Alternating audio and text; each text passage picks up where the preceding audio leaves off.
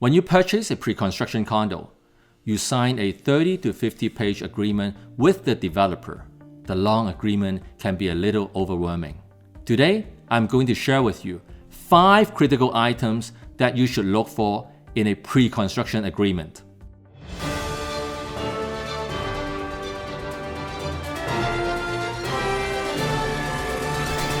Number 1. Basic information. The purchaser. That's you. Make sure your name is spelled correctly. The unit. You will see the unit being described as the suite, level, and unit. For example, Suite 908, Level 8, Unit 7. Hold on, it looks like there is a mismatch.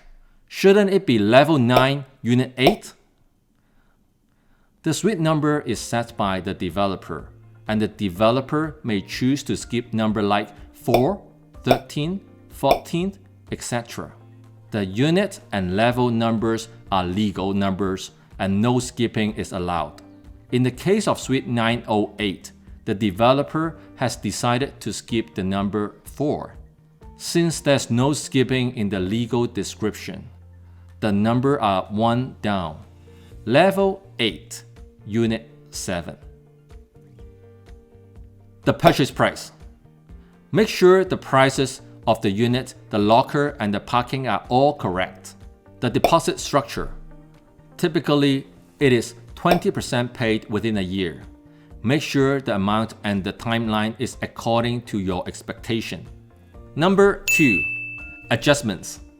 Upon final closing of your unit, the developer is going to send you a bill with the remaining balance of your purchase price, plus any other extra charges. This bill is called the Final Statement of Adjustments.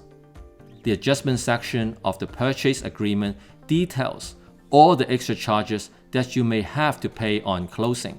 The biggest adjustment that you need to be aware of are charges that are related to Development Charges Act, the Education Act, and the Planning Act. These fees are not charged by the developer, but rather the government, for building parks, schools, transit systems, and so on in the neighborhood. Some developers may put a cap on these government charges. For example, the maximum amount you need to pay will be $18,000, and the developer will cover anything else on top of that. In general, you should budget around 3 to 4% of the purchase price to cover these government charges on the final closing. If you'd like me to do a video to walk you through each of the items on the final bill, comment below and let me know.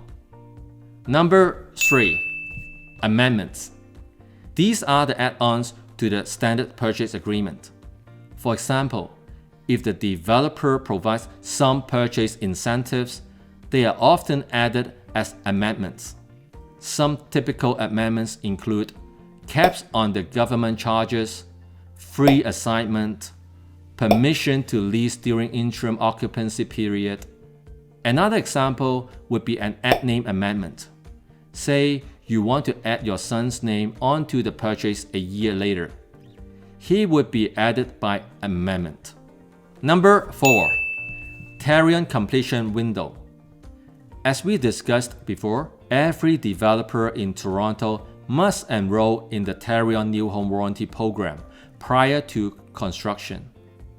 So you will notice that there are around 12 pages of Tarion statements and schedules attached to the end of your purchase agreement.